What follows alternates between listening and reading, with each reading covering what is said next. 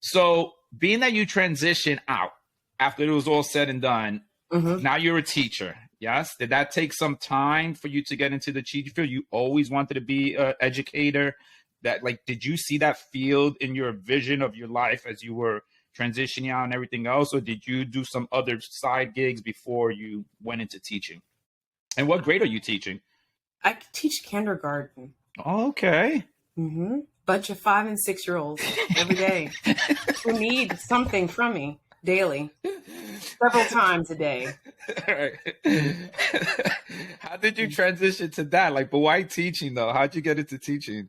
I wanted to be an educator since I was a little girl. I just didn't think I was smart enough to do it.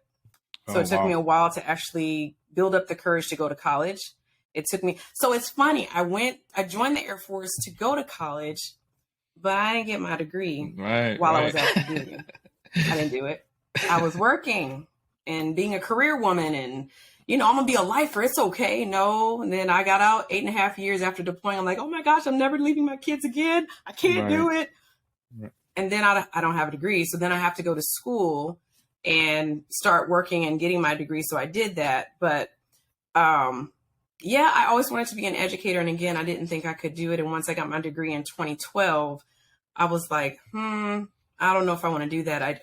I got out of the military and the finance was what grabbed me. So I was a banker. I was a personal banker for several years. They're like, you're a veteran. Yeah, we'll take you. Okay. And I loved it. And I started growing in that field. But then when it stopped being about the customer and more about the sales, I was like, that's kind of where I kind of took my bow out of that. Then I became an insurance agent. I was like, okay, yes, I'll sell insurance.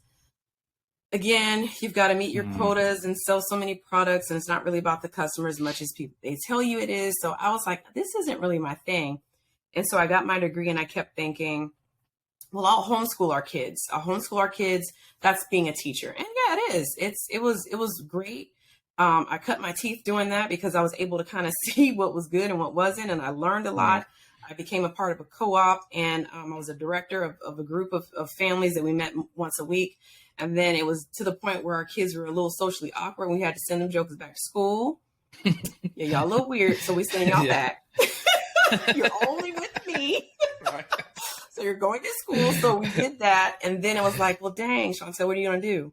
Why don't you try this teacher thing? And that's what I did. I became a part of this program where you get your work on your certification and I started teaching. So I kind of stumbled into it, but it was something that I always wanted to do. I just didn't have the confidence early on. Now, is kindergarten the grade you chose, or can you teach any level of school, or you decided, hey, I'm going to stick with kindergarten? I can teach any grade K through 6, so kinder through 6th grade. Okay. But kindergarten is a perfect fit for me.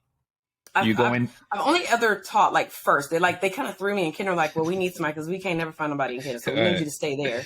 So then I taught first grade, but kinder is that sweet spot for me. I really love that age. I'm a tough mama. I'm very tough on my kids. Like I always tell them my standard is here, so you got to get there. Yeah, the only way you're going to get there, I'm going to build you some stairs, but you're going to get there.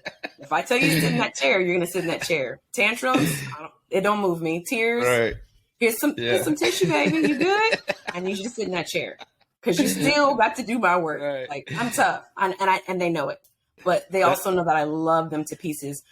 And I'm so grateful in this climate because with everything that goes on in schools, I think a lot of my military training really comes into play because like we're training now for active shooters. We're training now for what do you do if a threat happens on campus, and how do you secure your perimeter? How do you secure your room? I'm like, oh yeah, I know exactly what I'm going to do. Right. And I've got different like barricades and things built because, and people are coming to me like, why'd you do that? Because that's how I've been trained to think that way. Correct. Because if somebody's coming through my door, it's going to be some slow singing and some flower bringing. Like, it's no time. So that's kind of, I know that military training really helped me because it helps me to kind of see how to protect those babies because I know I'm willing to risk my life for each and every one of my students. So.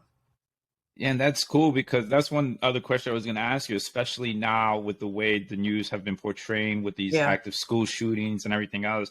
I mean, the last one that just happened, to me, I felt like, even though they're all bad, to me, I felt like that was the most devastating one, just because of the age of the kids. You know, they were so much younger to what normally these active shooters were targeting at.